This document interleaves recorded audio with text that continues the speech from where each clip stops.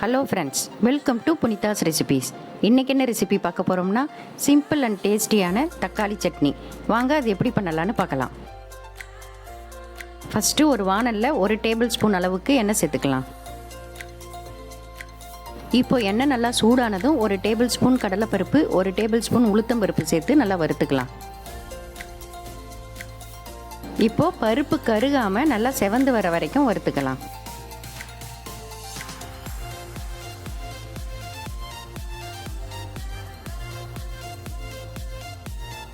இப்போது பருப்பு வறுப்படும் போதே 4 காஞ்ச மிளகாய், 2 பச்சை மிளகாயை சேர்த்து வதக்கிக்கலாம்.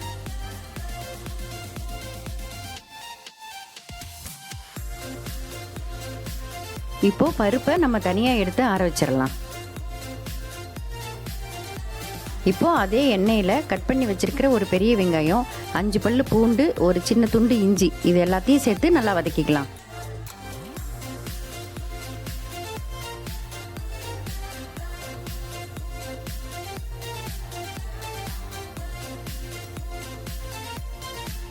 இப்போ வெங்காயம் நல்லா கண்ணாடி பதத்துக்கு வந்ததும் கட் பண்ணி வச்சிருக்கிற 3 தக்காளியை சேர்த்து வதக்கிட்டு அது கூடவே ஒரு சின்ன துண்டு புளியும் சேர்த்து வதக்கிக்கலாம்.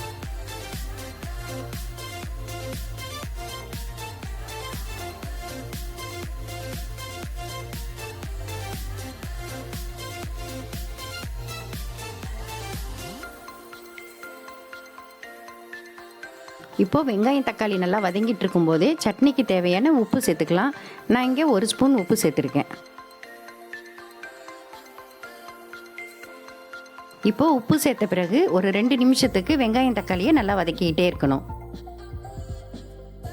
இப்போது தக்காளி எந்த அளவுக்கு நல்லா குழைவாக வதக்குறோமோ அந்த அளவுக்கு சட்னி நல்லா டேஸ்டியாக இருக்கும்.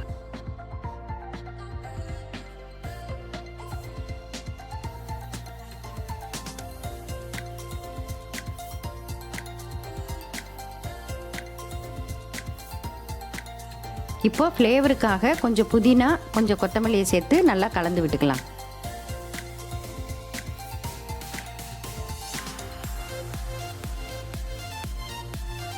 இப்போ இது எல்லாம் ஒன்று சேர நல்லா வதக்கி விட்டுக்கலாம்.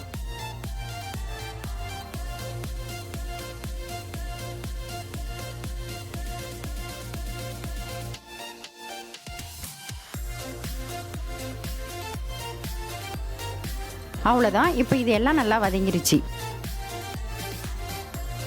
அடுத்து ஒரு மிக்ஸி ஜாரில் நம்ம வறுத்து வச்சிருக்கிற பருப்பை சேர்த்து கொஞ்சம் கொரப்பாக அரைச்சி எடுத்துக்கலாம். இது கூடவே நம்ம வதக்கி வச்சிருக்கிற வெங்காயம் தக்காளியை சேர்த்து நல்லா நைஸாக அரைச்சி எடுத்துக்கலாம்.